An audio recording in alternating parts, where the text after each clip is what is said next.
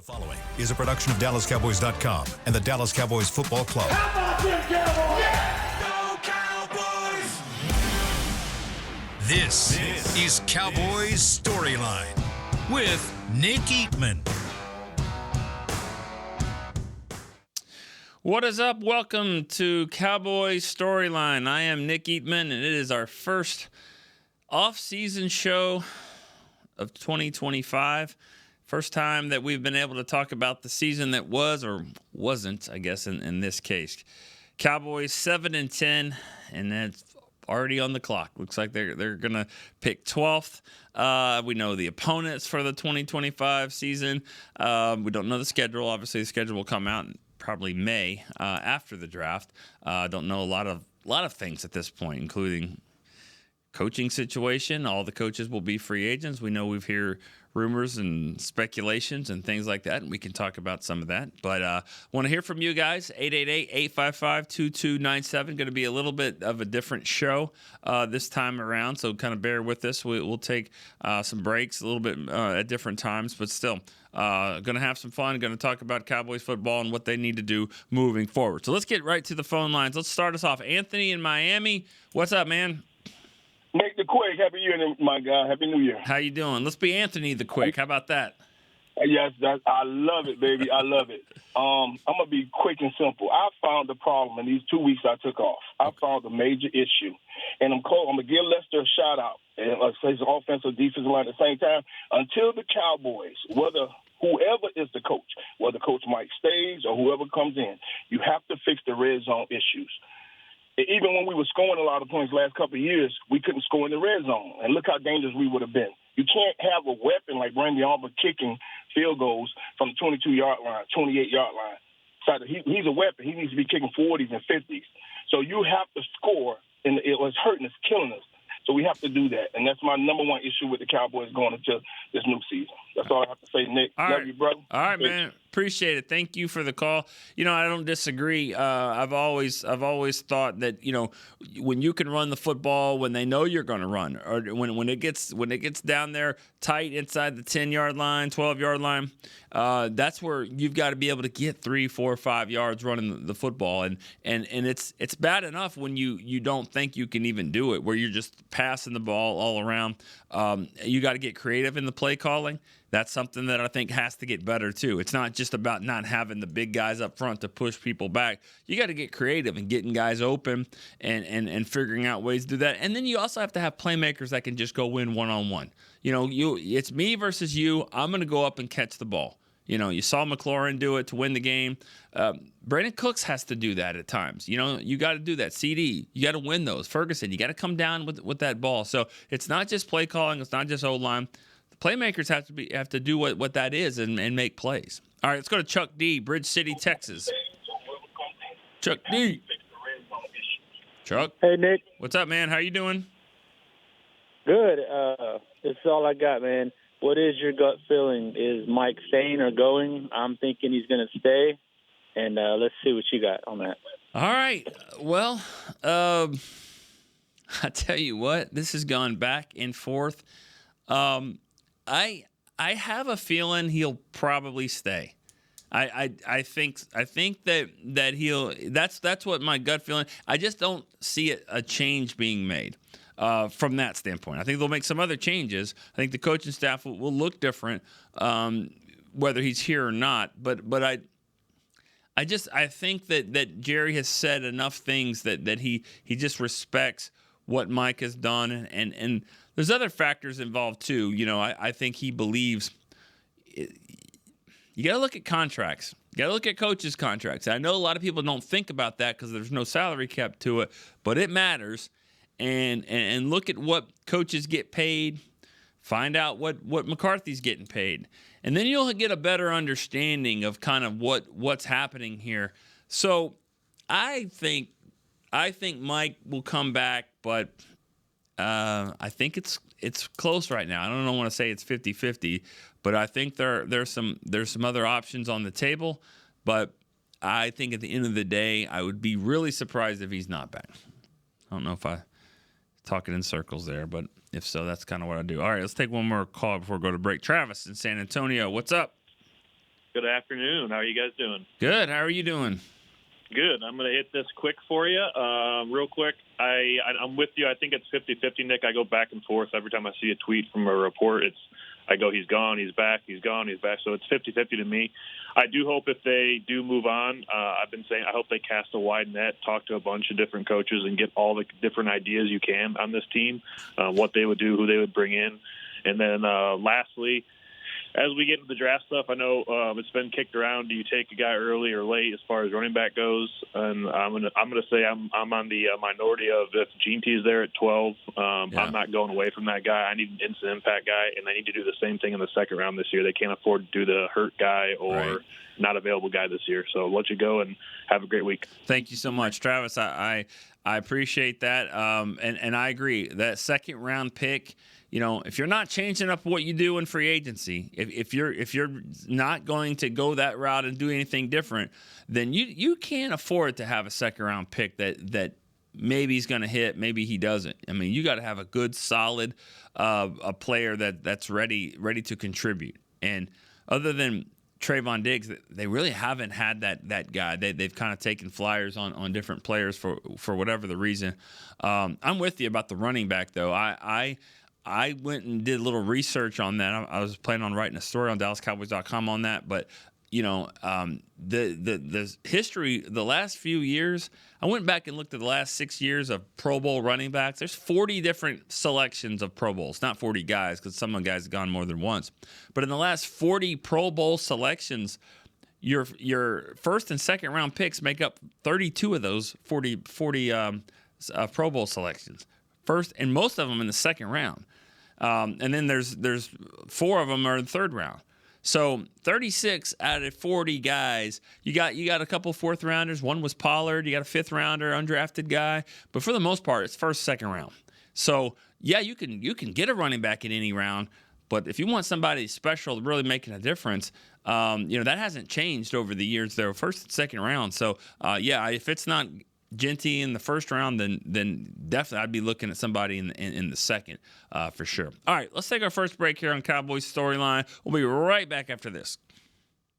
Discover Aiden, the official luggage partner of the Dallas Cowboys and Dallas Cowboys cheerleaders. Known for top-tier engineering and craftsmanship, Aiden offers more than just bags. Originating from Australia and designed in New York, it merges fashion, design, and culture. Used by Dallas Cowboys players, staff, and the entire organization, Aiden provides style and functionality for all travelers. Visit AidenTheBrand.com and use code AidenXCowboys for 25% off your purchase. Travel like your favorite stars with Aiden. How do you tell the world about all the great gifts in the Yeti store? Let her rip, Troy. All right, folks, let's get started with the Yeti French Press. Enjoy coffee that stays hot for hours in a French press. 34 ounce for you, 6'4" for the cruise. The Yeti French Press. Hot mix waterproof bags. Bags waterproof. Submersible waterproof doubles. Waterproof backpacks. World's mostly water, so get a waterproof Yeti bag. Do I smell something cooking? Oh, new cast iron skillets made to be passed down like Mama's recipes. Take a steak, cornbread, cobbler's pot pie, and potatoes, and next level with 3 sizes of Yeti cast iron skillets. Gear, gifts, and product experts. Visit the Yeti store on McKinney Street and at South Lake Town Square today. Altec Lansing has been perfecting sound since 1927, bringing you decades of audio excellence to elevate your Dallas Cowboys tailgate ritual.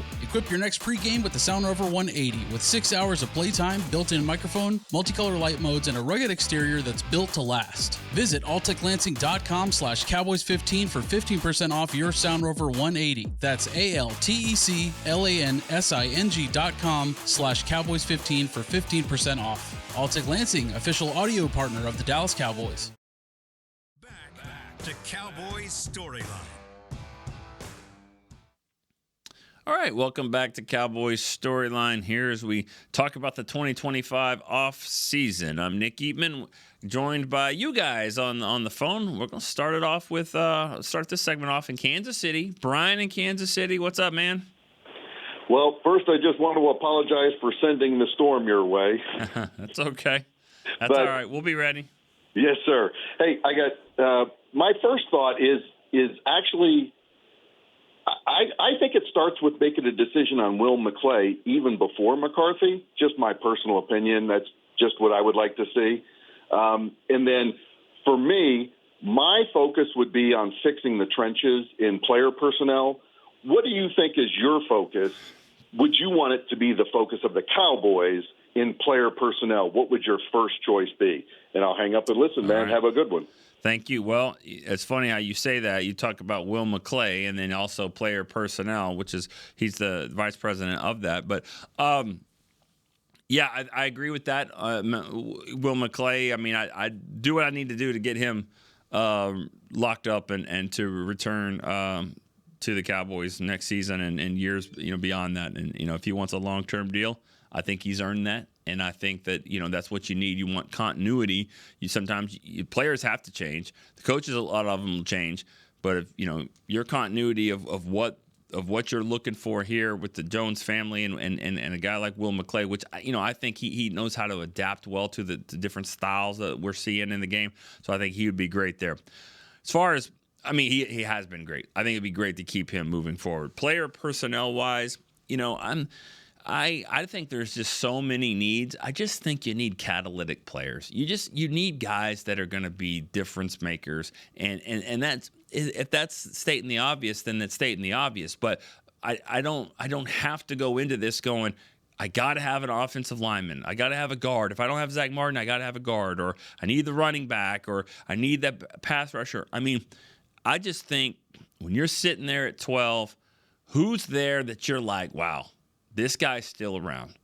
CeeDee Lamb was there at 17. They didn't ever think that, and they didn't need that. They didn't think, but they're like, we got to take this guy.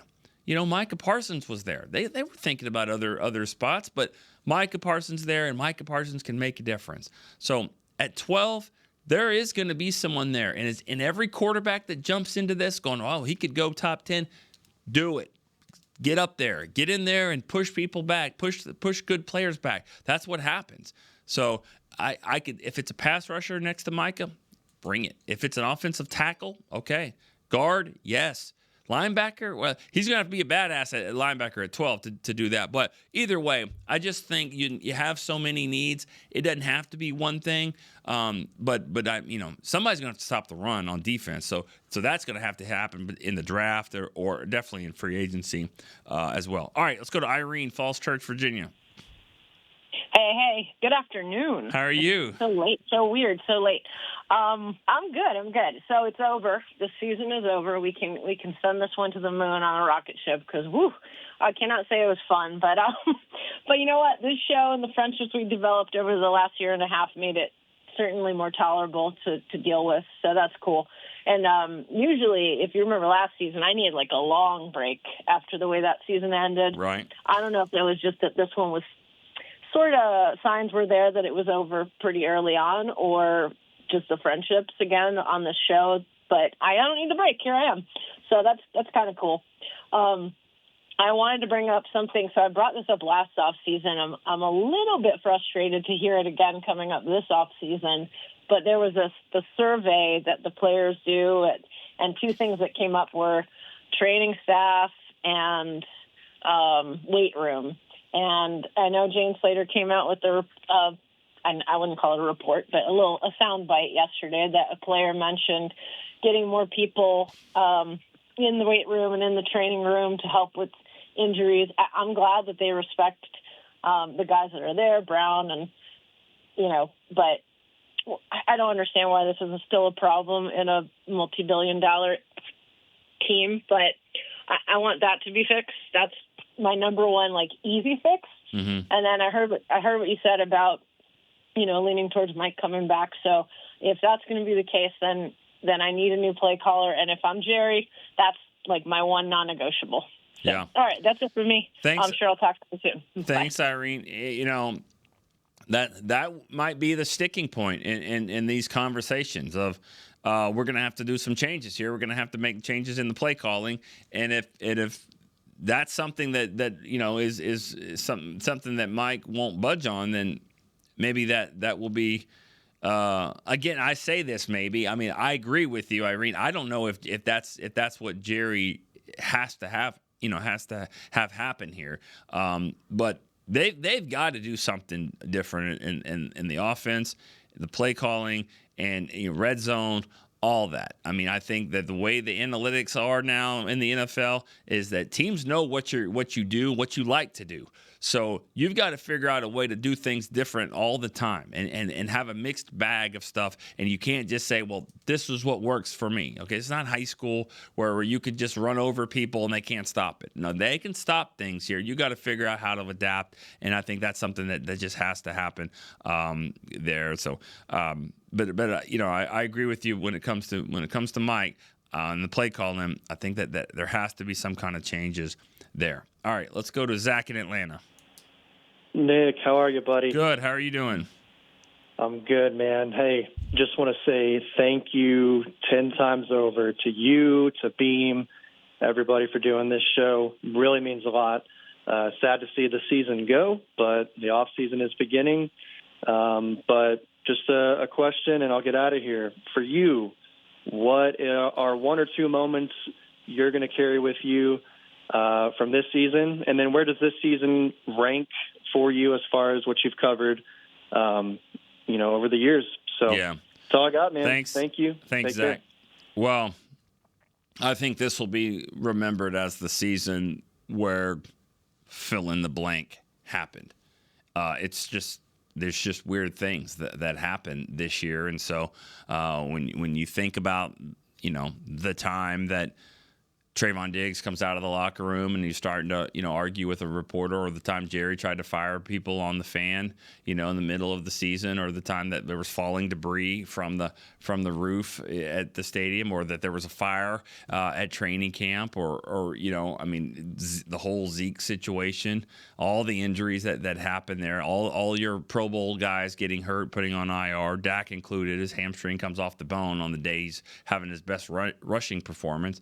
I mean, you name it, from the sun at AT&T Stadium to the sun here at the Star. I mean, can't get away from it. It was comical at times because it wasn't. If you didn't laugh, you'd cry. So it was that type of season. I'll just remember from all the unique things that happened there, and some cool moments, some cool plays.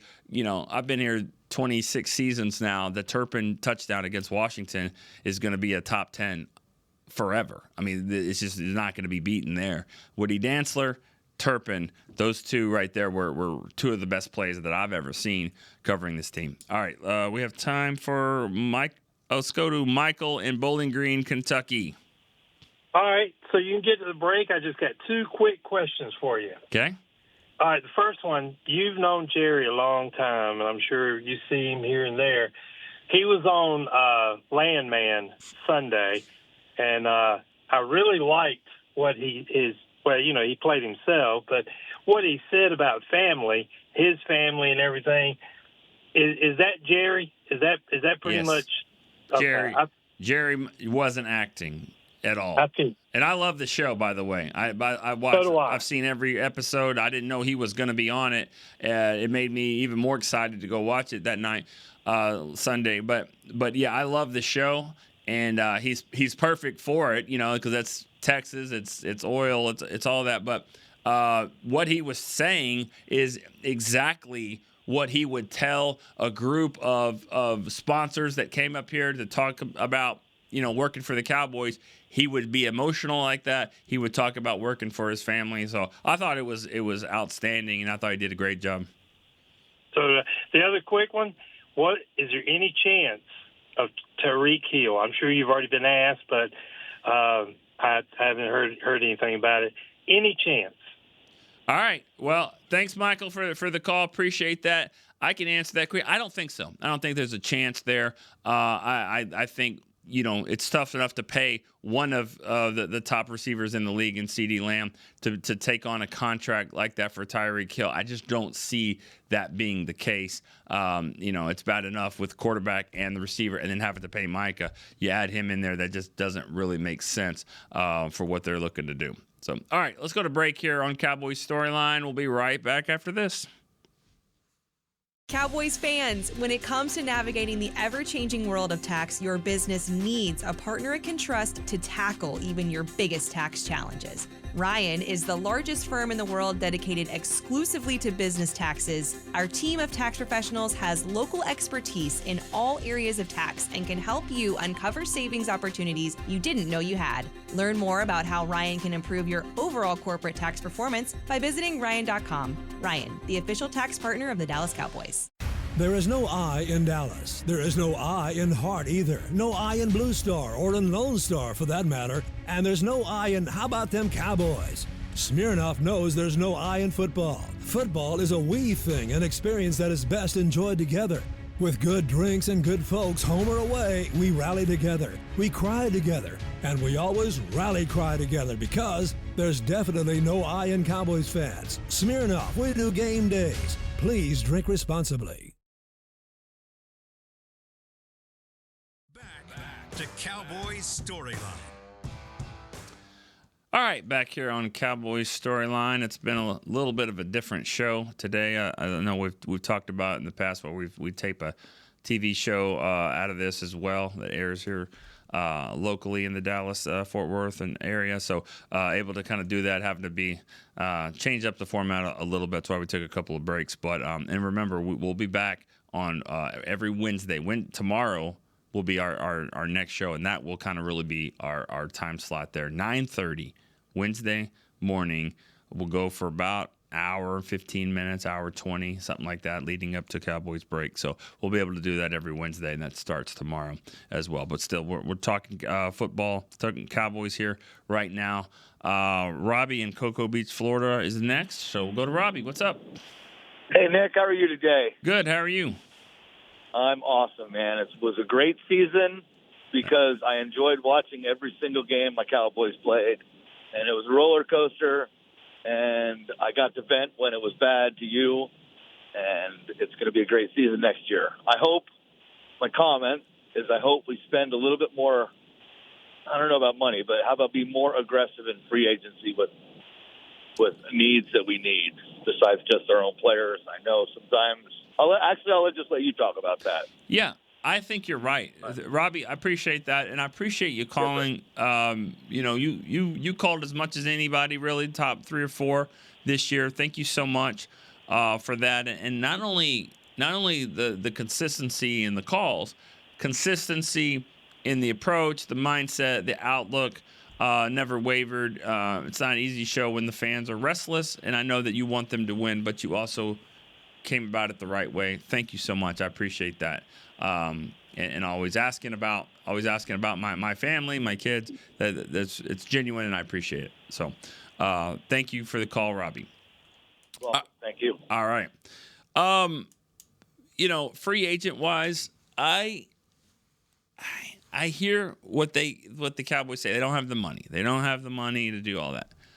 Well, I think they can get creative, and by getting creative, I would be okay sacrificing, all of the players that they're trying to re-sign.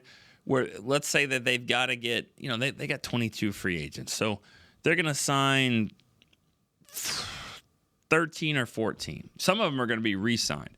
I'm okay with making it 10, and 1 or 2 of them are a little bit high priced from another team. I just think that's what this team needs. I think the fans need it. I think the other stars in the locker room need that too. And yes, you want to re-sign some of your own players, but nobody really looks at free agency as signing your own. No one thinks about that. I've done this analogy before. You everybody that's got kids will understand this. When you say, hey, you're going to get a toy, they're thinking new toy. They're not thinking about the one, you get to keep the 27 you have up here. They're like, well, that doesn't count. I want this one. So that's what fans think about free agency too. They're like, I want this guy. So if you tell them all of the guys you're going to re-sign, it's like, yeah, that's good. And there's some guys that you want to bring back. But I think this team needs some new toys. And that's what needs to happen. And they need to figure out a way to, even if it's one guy, figure out a way to make a splash free agent move, because I think this fan base needs it. I think this team needs that as well. Let's go to Davian in Illinois. Davian, what's up? Davian, what's up? What's going on, Nick? My guy. How are you doing? Nothing much, man. Just enjoying this snowy weather we got up here. All right. And trying to stay warm. What's on your mind? Well, I guess a burning question I would have, and I know I just wish someone would ask Jerry this. I'm really curious of the answer. Why does it take so long with big decisions to make a decision when you allude that the hay is in the barn, but we still kind of just chilling? Well, how do you know he's chilling? I mean, because he hasn't made a decision? One way or the other. I mean, I'm either way. I told you I'm true blue, so I rock either way. But that's kind of make a decision. Yeah, and that's what makes me think there's other factors here. And the longer it goes on, the less that I think. Well, I'm leaning towards McCarthy coming back, but the longer this goes on, makes me think there's other things in play here. Other coaches maybe that he's looking at, or not necessarily meeting with, inquiring about, or whatever. So to seeing who's out there, because that's what you're always trying to do. You're always trying to see, what are my chances here? Am I bringing McCarthy back versus who's available? So I think some of that's going on as well. I don't think anyone's chilling around doing nothing. I think that there's still some decision to be made. When he said hay in the barn, he clarified of nothing McCarthy could really do as far as changing his mind with a game, whether they beat Washington or lose in the final 2 seconds or whatever. Yeah, and that game was interesting, I would say. I mean, of course, I had already predicted a loss anyway, but it was actually impressive from Trey's perspective, which, like I said, I think he should get a chance to come back to be the backup. But the way they used him, it was just kind of weird. Like in the red zone, why not use his legs more instead of trying to do fade routes to a 5'9" receiver? Agreed. And a touch pass. Like, what are we doing there? I don't understand. But that's neither here nor there, and that's kind of the reason why I've been moved on from Mac as a coach. It was just curious to see that we had the opportunity maybe to win that game with Trey Lance at quarterback, and it just was kind of just just not really done well. I hear you. I hear you there. Davian, thanks again for the call. Appreciate that. Good to hear from you. And I didn't like the play calling it to the point where I was kind of wondering, is there more to this? I mean, are they trying to just see him throw the ball into the end zone? I mean, is this more than saying we want to win this game here? And I mean, because if you're gonna just have him pass the ball in, then probably kick the field goal right before the half, go up 9-3, knowing you're gonna get the ball back, to start the third. And they went down and got a field goal, and they did make it 9-3. So, that might have been a little bit different if you play it that way. But it felt like, okay, we know we can run it, and we know, that Trey could run it, but what we don't know is this. It felt like preseason type approach with the way that went down. And so I don't know. I mean, I know they were trying to win the game, but I felt like they were trying to evaluate just as much. So that's why it was just weird to kind of look at it from that perspective. All right, let's go to Sebastian in Savannah, Georgia. Sebastian. Hey there. Good afternoon, Mr. Eatman. How are we doing? Good. Happy New Year. Good. Thank you. Appreciate it. I'm doing well myself. I am, if what you're saying is true, why not do it the game before that as well then?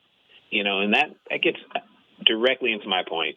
There was some managerial and some coaching malpractice going on this season as far as the handling of a lot of players, bringing back Ezekiel Elliott. It goes all the way back to training camp and stashing him like you were going to have him be a big part of the season. There was a lot of weird things happening this year. And one of our biggest issues with management is the one-year deal system that they use a lot of the time. Is often going to come back to bite them, because I feel like that's something that you do when you're in the running for a Super Bowl, or this year is our year. We just need a couple of pieces. We'll give them 1-year deals, see how it works out. They can help the team out. We move on. We get to the playoffs. But this particular year, we knew that a lot of this was going to come back to bite us in the butt. We had a lot of free agents.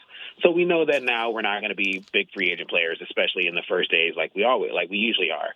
So when you're talking about the draft and needing the draft picks, probably more this upcoming season than ever, why are you trying to win once you're mathematically eliminated, is my question. I'm not saying tank the game, but, that's when you play Trey Lance instead of having Cooper Rush play 3 quarters.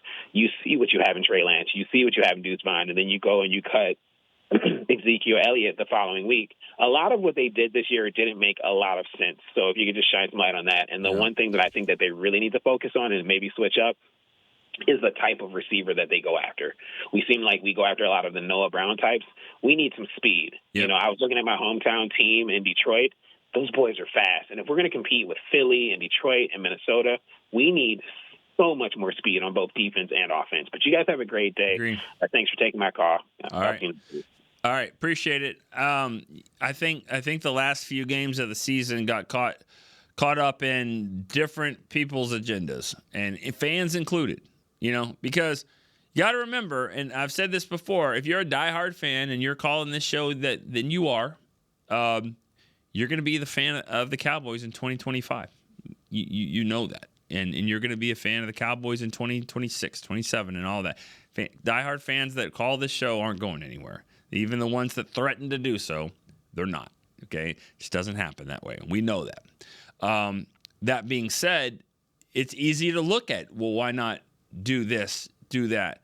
But you're asking players and coaches that don't have that same luxury. These coaches, these 30 coaches on the staff, none of them have a contract for next year. They need to win. They need their guys to perform well in the games. They need to do that. So, and if Jerry stepped in and said, no, he's playing, and if that got out, y'all would be the first one with up in arms about Jerry. See, that's the problem with Jerry. He does this, he needles and all this kind of stuff. So I think from a coaching standpoint, there was a different agenda. If they're not going to tell Mike McCarthy he's back and give him a contract, then why should he be coaching for next year when he doesn't know he's going to be here for next year? Go win the game. Go beat Philly. Don't have a losing record. Go win 2 games, finish 9-8, and with a win against Philly. And as bad as that game looked on the scoreboard at the end, if you watched that game and you saw how it was being played, there was a chance for that game to be completely different. They turned the ball over. Then one team that had a lot more playmakers started making plays, and it went snowballed from there. But it's hard to come back now and say, why are they doing this? Why are they doing that? These coaches, these players, they don't have a contract next year. They got to go out and win and do the best that they can to put themselves on tape one way or another for whether it be this team or another team. All right, let's go to Ali in Florida. Mr. Eatman, good afternoon. How are you? Pretty good. I'll make it quick. I know you're short. Listen, if these couple of weeks is going to be too much stress for you, bring Jacob and family to Florida. We go to Disney World. I know plenty of nice pizza places for Jacob. I know he loves pizza. Oh, yeah. Yeah, he'd be That's all I down have for that. to say. Okay. I just called to just say I love you. Don't stress out. Thank you. All right, appreciate that. Ali, appreciate that. Love you too, man.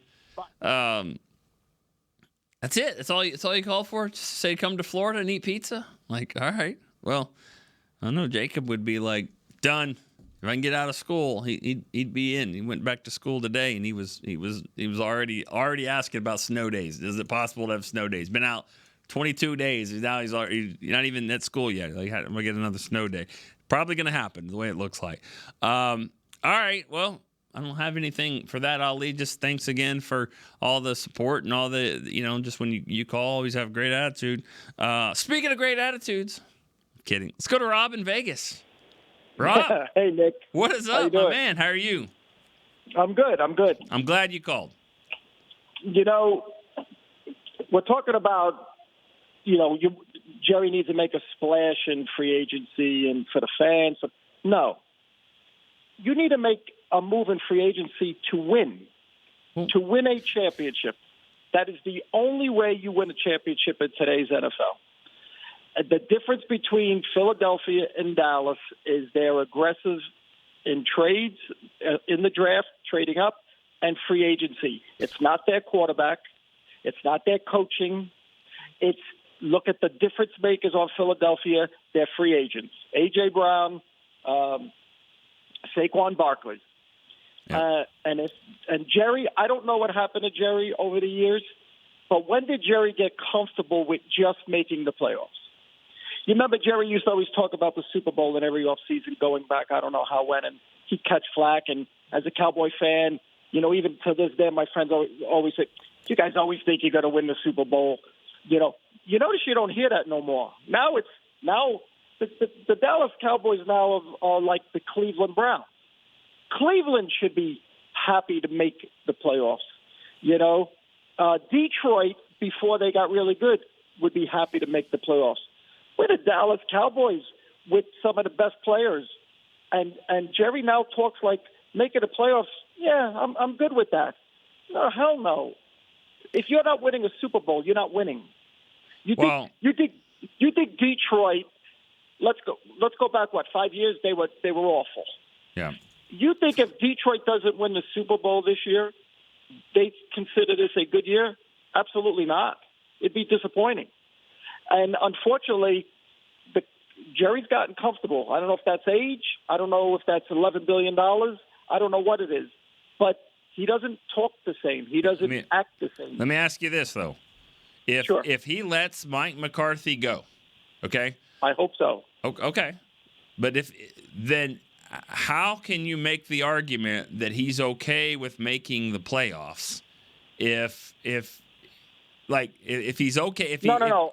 He's only okay with making it to the playoffs. He doesn't care if this team doesn't advance. Then why would you let go a coach that has the record that he has and has had? When his quarterback's healthy, they're 12-5. That's 3 years in a row. So keep your quarterback healthy. Figure out a way to do that. So if he moves on from that, he's not telling you he's fine with the playoffs. He fired Chan Gailey 2 years after when he made the playoffs. 2 years. So I don't think he's ever been a coach that's been just okay with the playoffs. I honestly think last year and this year are the first 2 years since he's owned this team that the heat is on him. We always overlooked Jerry. We looked at the players. We looked at the coaches. We looked at whoever. But now we're looking at him, because he's the constant. That front office is the constant. Now, I agree that he wants to win. He just doesn't want to do what it takes to win. He's not stupid. He knows I could free up money. I could go for it. I should go for it. What is holding Jerry back in your opinion? Why do the Cowboys? Okay, we talk about the $100 million. So let's say $80 million. We know they could free up the money. I don't care what happens in 2029. I may not be here. What is holding him back from saying I could build around Dak, Micah, and CD? I could go for it this year. I could go get me a Mike Vrabel. Yeah. I could throw $15 million at Ben Johnson, whatever, and I could go for it. And I got 4 year window. What is holding Jerry and Steven back from doing that? In your words, Rob, I can't tell you that because here's why I don't. This is what's baffling to me. He won't pay $15 million for a coach. He won't. I know. There's no cap. No sense. And I don't understand that based off of the way the Cowboys do things here, bigger, better, and all that. You'd always. But I'm going to Nick. I'm going to give you my reason, and I'll get off. I'll tell you why. He still thinks this is 1992, 93, and that it's a privilege to coach and play for the Dallas Cowboys. That is over. The Dallas Cowboys are no better than any other team on the field. It's not a privilege anymore. Ben Johnson doesn't need to go coach for Dallas. Dallas isn't such a prime place anymore because of Jerry. and Steven. And they're not willing to spend in free agency. That's, I think, the biggest deal. I think coaches could put up with a meddling owner if they're giving them the tools. But these coaches look around and say, this dude won't spend in free agency. If he's not going to spend in free agency, I can't win. I can't win a championship. So that's the only reason why I think he won't drop the dime, like you said, and pay the money to these big coaches. Yeah, and that's why. And thanks for the call, Rob. Appreciate that. Remember, we're coming back tomorrow, back to sort of our normal time slot, 9:30 to about almost 11. We'll go about an hour and 15, hour and 20 minutes. Thanks for that. It's getting into the mind of Jerry Jones is not been easy. Now, you did say you think the last couple of years is when the heat's been on him. I don't know about that. I think the heat was on him ever since he fired Tom Landry in 1989, and it stayed on him. It's been warm forever. Now, it's not a hot seat because you can't fire himself, but I'm just saying the heat has stayed on Jerry Jones. So I'll differ there. But if Mike McCarthy comes back, I looked at this. I looked at the salaries, and I said this earlier. Just Google that. Just Google top 20 salaries of head coaches. There's an article. It'll be right there. Look at that. And look where McCarthy is on that list. And look at where the guys, 10, 11, 12 million that haven't ever been to the playoffs. Look at that, and then it'll tell you why when Jerry says, I think, who better can I get than Mike McCarthy? They should say for that price. So you got a Super Bowl winning coach that has won a Super Bowl, and he's had a lot of success, and he's at that level. Again, I don't necessarily understand it because there's no cap, but that's kind of the way it is. And so if Mike McCarthy comes back, I think money's going to be a big factor into that. All right, let's go to Randy in Texarkana. Randy, what's up? Oh, brother, Mom, where have you been? Well, I've been here. What's going on? I've been here. Where you been? Where you been, man? I've been right here, dude. I ain't missed the show. My work is killing me. Every time I try to call, I look up and the show's over, and I'm like, dang it, I missed it. Appreciate all that good stuff. Well, I appreciate it. I know you guys work hard, and I know when we move the time slots around, and you guys being able to figure it out and call us, I appreciate it. Can't do the show without you guys. I know that's right. So what's up, man? Not a lot. Just wanted to also call in and say how much I love you guys. Ali is awesome, man. Every time I hear that dude even speak, I just smile, and I just wanted to say I appreciate him. Me too. Everybody always throwing my name out there, even though I hadn't called in a while. I'm still with you guys. Just hang in there with me. It's hard for me to get through, but the only football thing I was wanting to say is of course, I've been busy, so I hadn't got to hear all the subjects, but and if y'all have already talked about this, cut me off. But there's a certain fellow that looks like the Incredible Hulk up north, and since he's attached to a team, we'll say his name is Smiles Merritt. And he's from Texas. If I were you, Nick, the next time you're rubbing elbows with Steven, I would plant a little bug in his ear and say, hey, we don't always hit with that first pick. Why don't you send one up north and send that fellow to our team? Because could you imagine him and Parsons on each end of our line? I could play defensive tackle, and it would be just fine. That would be ridiculous. And he said out loud he wants to have a star in his helmet, so that'd be pretty cool. I know you can't say nothing. I'm doing all the talking. I can speak to that. I can speak to a hypothetical situation where you have a freak of nature that might be pushing 30 years old or whatever. But freak of natures can they can do that for a while and play for a while. At a high level. I don't think they would do it, but 3 years. Yeah, I would take 3 years of him over 6 years of a maybe. Yeah, I tell you what I would do, and I don't think I would take the 12th pick. Because you can get a Micah Parsons. I mean, I don't know if I would take the 12th pick, but I would see what my 44 could get. the best player my 44 could get. I would look at that. And you think about now, second round picks. You're trading a second round pick, a relatively high second round pick. That's where I would go, and I would be fine doing that. And knowing you have to build through the draft, but you can get a really good player.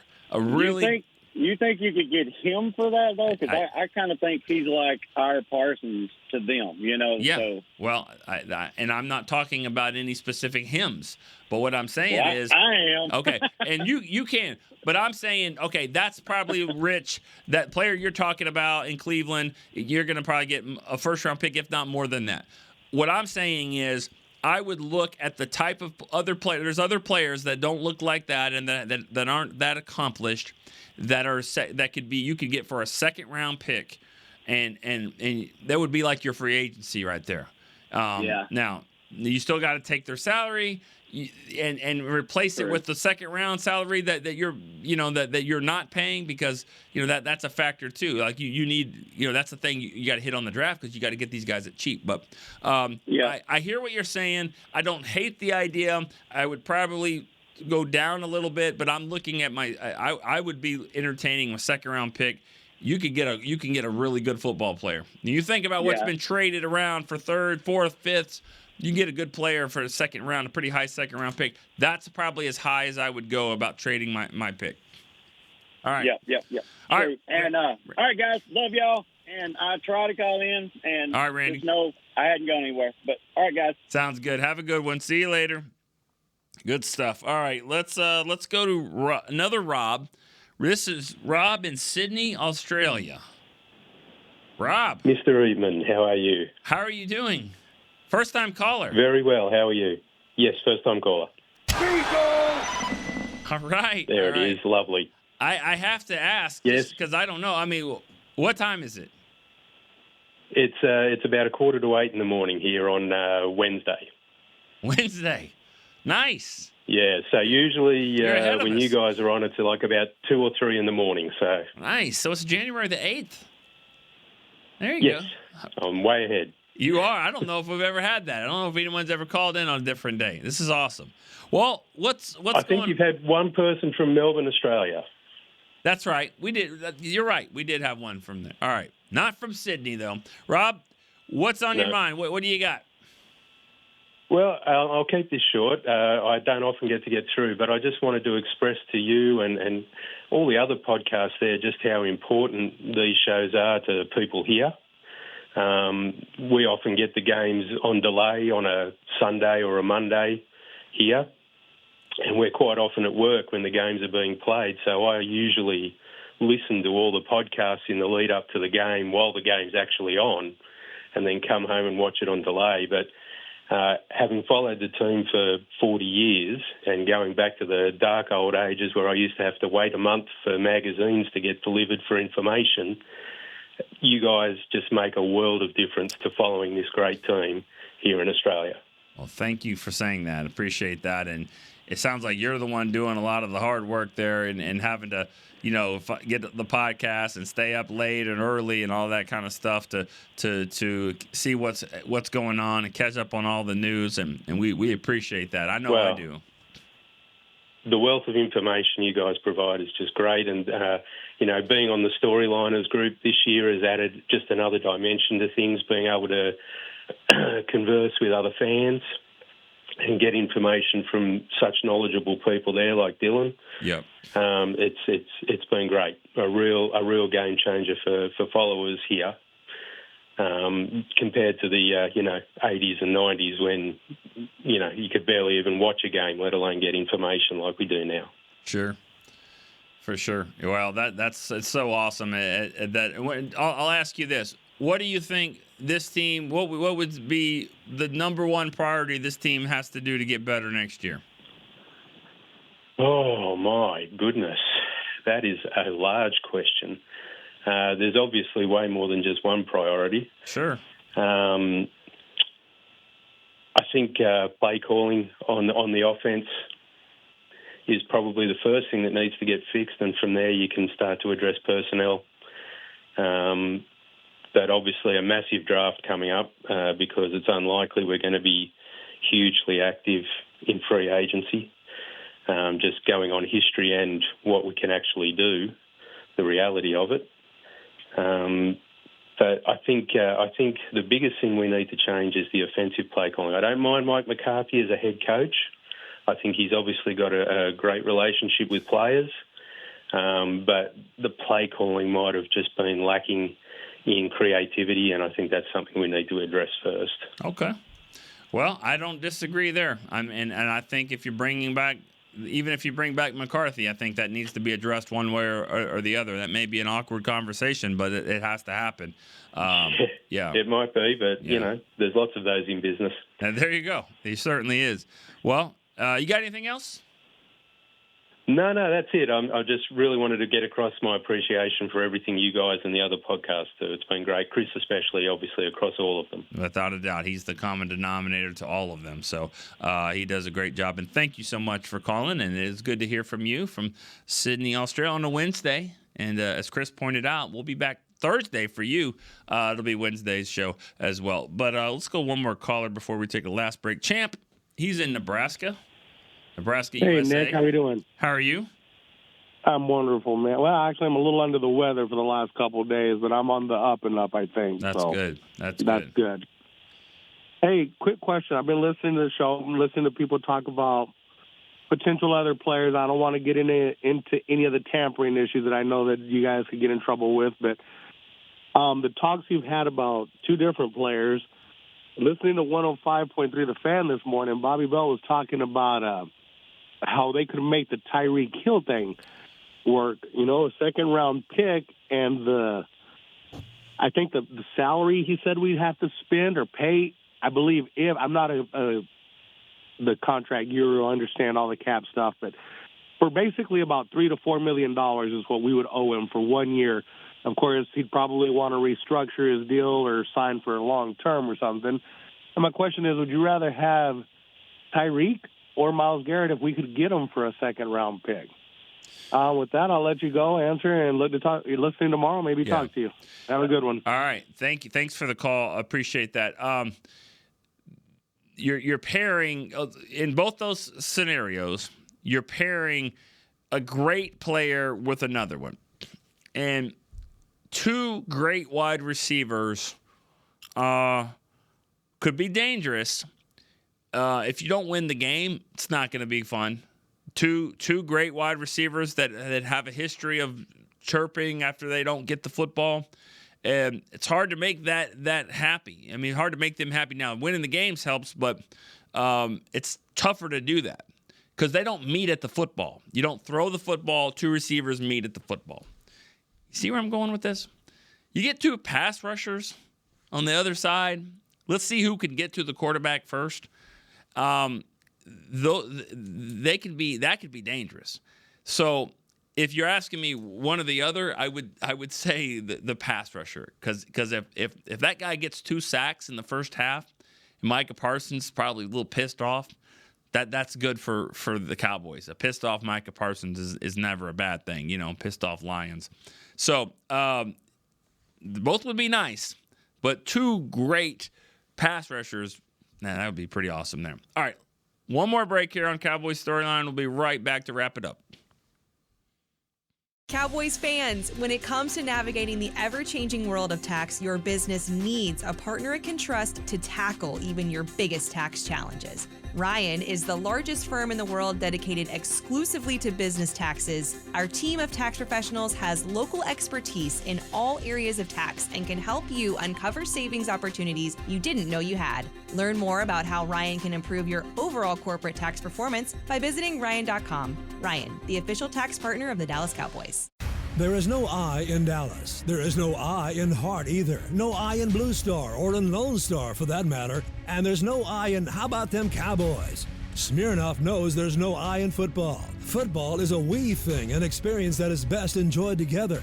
With good drinks and good folks, home or away, we rally together. We cry together. And we always rally cry together because there's definitely no I in Cowboys fans. Smirnoff, we do game days. Please drink responsibly. to Cowboys Storyline. All right, back here on Cowboys Storyline. It's been a fun show being with you guys. It's been a fun season all season long. We're not done, obviously, off season. We just transitioned to the off season, but certainly the daily grind of everything. It's been fun to share it with you guys. Again, it's our second year of Cowboys Storyline. It's been certainly a lot of fun. The season didn't go like we had hoped it would. A lot of ups and downs, a lot of crazy moments that happened here. Some fun games, some good wins, some just unique things that happened all year long. But like with everything in football, there's a cycle, and you just say, hey, it didn't go this year. Get right back on the horse. We'll do it again next year. And that's what's kind of fun about the offseason. We get to see, we know the opponents, the 2025 opponents, where the Cowboys are going to be. Got some trips to Chicago and Detroit, Denver, Vegas, Carolina. Go to New York twice with the Jets. So, it'll be tough. It'll be a challenging schedule for sure. But we'll see what happens here in free agency first, then the draft. I just think that I've said it before, they need catalytic difference-making players. Those kind of guys will help this football team, and it could really be at any position. There's only a couple of positions that you probably wouldn't even entertain through free agency or the draft. That being said, if it's an affordable price, go make a splash play. I think it is good for the fans. I think it's good for this team if you can get some difference makers. Good for the other players in the locker room to say, hey, we're committed here. We're bringing these guys in. Good for the coaches, obviously, to have some difference makers, because you can have two solid players or one difference maker that makes that average player into solid. Great players make other players great as well. So I think they need to maybe shift a little bit of the philosophy on what they do in free agency and maybe make a splash move or two, because I certainly think that would help this team moving forward. Again, if it's a running back, I said it, I think the Cowboys need to go first or second round with running back. History is showing that those guys are good, making the Pro Bowl. Defensive tackle, defensive line, pass rush, offensive line. You really can't go wrong with getting some guys in here. So that's kind of what I think the offense, the plan should be moving forward here. All right, it's been a fun show. We will see you next time. Remember, every Wednesday morning on Cowboys Storyline. For Chris Beam, I'm Nick Eatman. See ya. This has been a production of DallasCowboys.com and the Dallas Cowboys Football Club. How about this, Cowboys? Yeah!